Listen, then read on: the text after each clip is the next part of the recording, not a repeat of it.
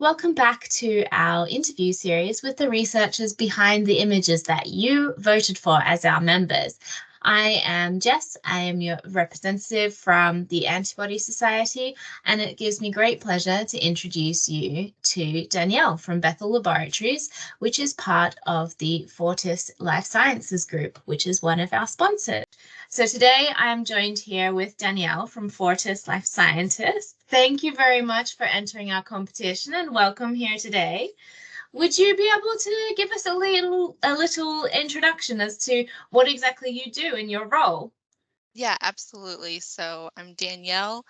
I am currently the spatial biology manager at Bethel Laboratories, which is a Fortis Life Sciences company. I've been in my role for a little over a year, and before then, I was like a research associate, still working with multiplex. Typically, on a day-to-day basis, I'm working twofold. I spend about half of my time validating new antibodies up and coming. And then the other half of my time is spent in the spatial biology space where I run the Luna-4 Comet that we have, and then also the Vectra Polaris PhenoImager that we also have.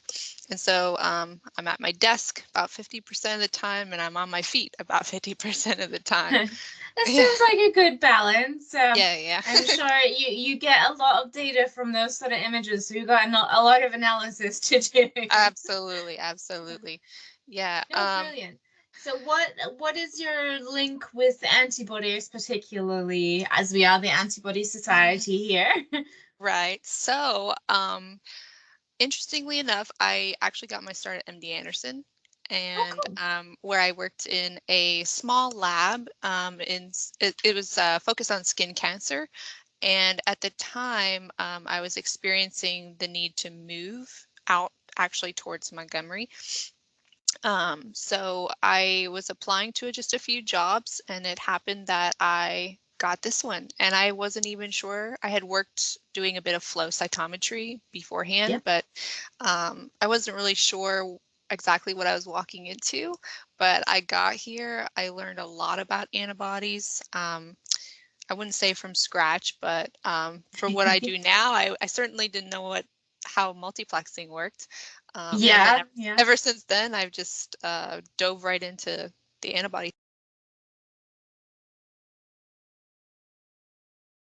Um, we've got two instruments that we utilize to do a lot of our work on. And we, at the time of creating this image, we were exploring a lot of the tumor microenvironment and just various cancer tissues, disease states, and Okay. trying to work with T cells in particular. Yeah. Um, So is this a and solid state tumor that we're looking at now? Is that yes, more what you look at? right. Yeah, cool. And yeah, definitely. And so one of the extensions of this interest just in general was exploring a lot of breast tumors, and then this one is an adenocarcinoma of the axillary lymph nodes, so they're like Yep. sort of in the armpit area. And then just as far as markers go, we used a lot of T cell markers, and obviously just to kind of get a bearing of where the tumor itself was, we used pancytokeratin for it. Cool. So I know that you guys have like a multiplex immunofluorescence that's available from you. Is this using that? How many antibodies are actually used to get this image? Um, so I actually used 14 in total. We Wow, narrowed it down that's cool. significantly. Yeah, yeah, we narrowed it down significantly for this image. So we're actually only showing 8 of those 14. Um, Wow, that's a but lot yeah, of information. it is. I like where the direction of spatial biology is just going in as a whole. I think a lot of stuff is coming out so quickly, and the number of markers that you can see at once is just increasing exponentially, which is Yeah. great. Yeah, I think the hard part will be us actually understanding so many colors at once with our brain of what that actually means. So Yeah, instead and of especially wanting to do too many. especially the if you overlay 14 colors, you're gonna get a very messy looking, like sort of white picture. So Yeah. yeah, so I mean, everyone obviously gets excited. You want to see as many as you can all at once, but really you need to just see like 6 or 7 at a time, and then just, take a look, because seeing 60 markers at a time is just a big white blur. Yeah, no, well, that's really good advice, because I know a lot of people, like with this technology just starting to come out on the market, a lot of people want to go into these areas. So it's good for anyone learning about like using multiple rounds. I also know you have the cyclic method I saw on your website as well. So you can Right. restain things multiple times. Is Yeah. another way, I guess, you can get around having so many markers at once. Just do the little like fitzy over and over again. Yeah. The cyclic method is one that we really started with. We didn't actually start with the fluidic method that the Comet uses until very Yep. recently. And so, there are several others, using metal conjugates, or just other different conjugation methods. Yeah, RNA scope is also coming out. But brilliant. That'll be yeah, yeah, exciting. yeah. Even more targets, yay. Yeah, so Uh, I kind of wanted to show a little bit about just kind of where we're from, or at least where yeah, I'm that's from. great. I'm sure our members will be great to hear, with you as one of our sponsors, more about what you do. Yeah, so we are in a little town, Montgomery, Texas, which is about 40 minutes north of Houston. Yep. Out kind of in the country. We actually have our own land, where we have kind of our all of our facilities are just in one little spot, and so it's really beautiful out here.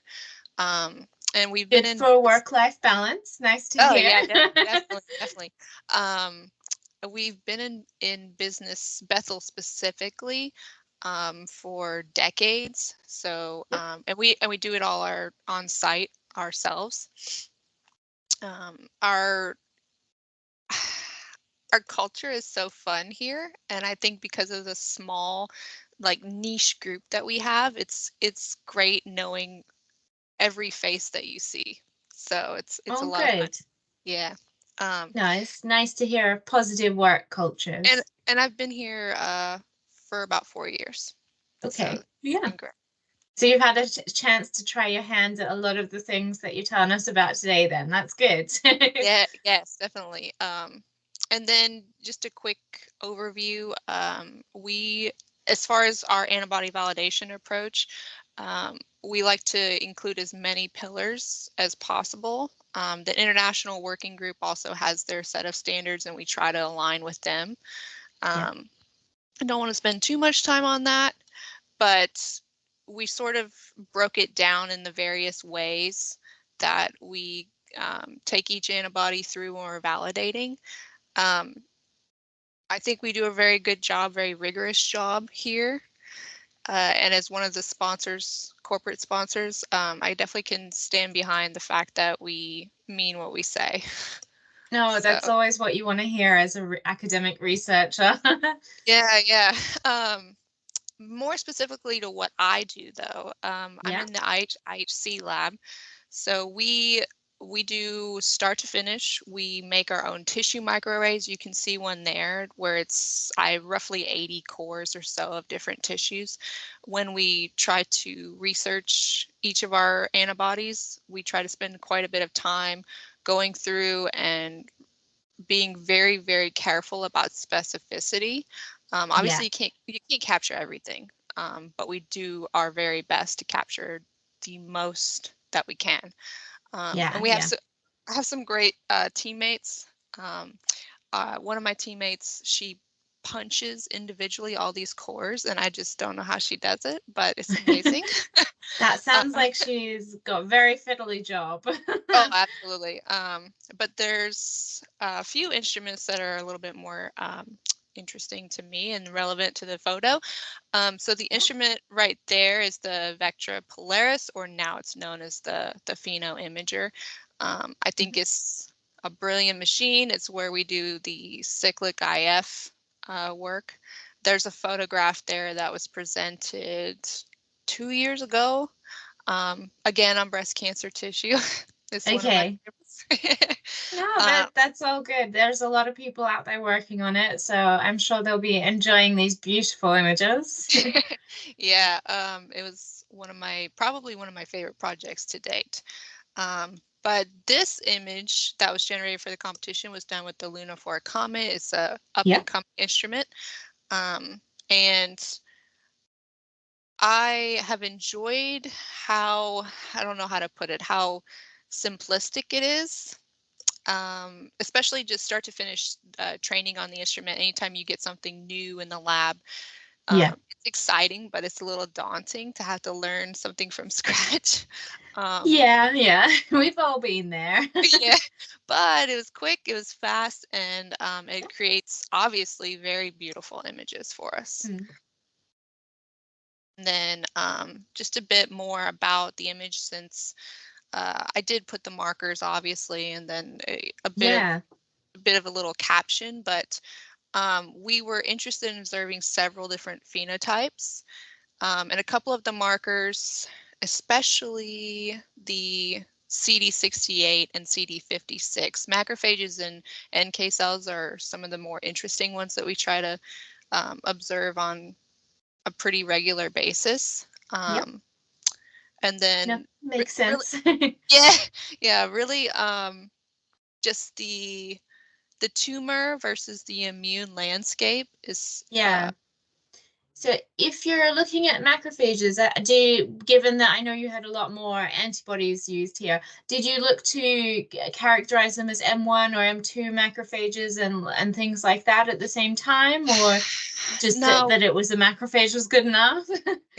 Yeah, so we didn't dive too much into that with this project. It's something that we were going to go ahead and go forward with in later projects. And we did cut down significantly from the 14 initially to the 8 here. And so we actually ended up scaling several weeks later. We scaled to about 22 to observe even more in depth on this tissue. But in this image, we really weren't, at this point in time, we weren't focused on M1 versus M2. And then cool. Yeah. And then I'm jealous, that's for sure.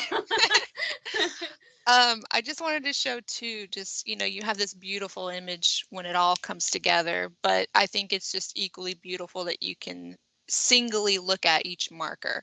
And it's just the comet also, it produces such clear pictures.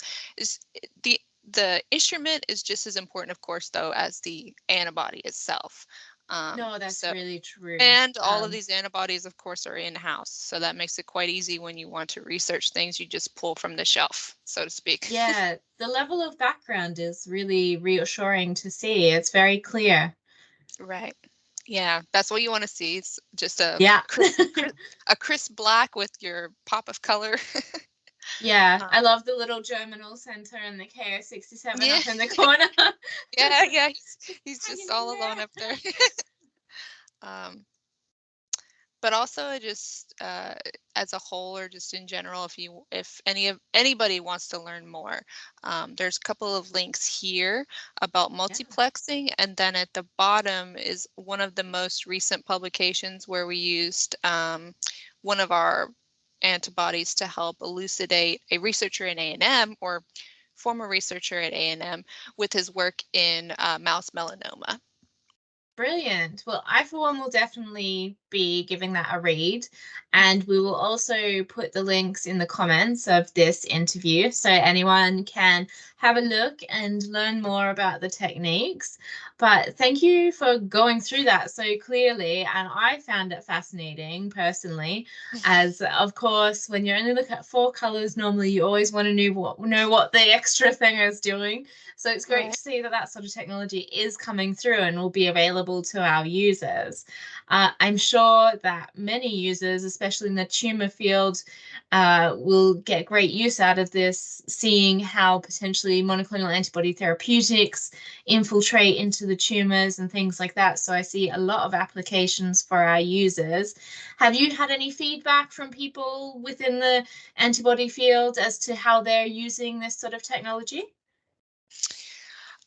So as far as our using multiplex in general, or Yeah, just kind of diving in with that, a lot of people are taking their antibodies, and they're trying to ask questions.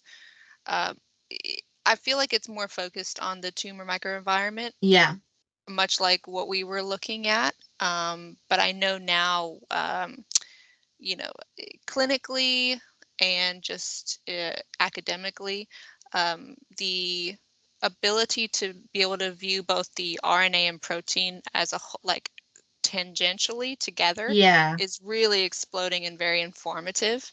Um, No, it's fantastic that we can finally sort of see multiple things at once and understand that it actually is flowing through from a genomic point of view all the way to our protein level and spatial level expression.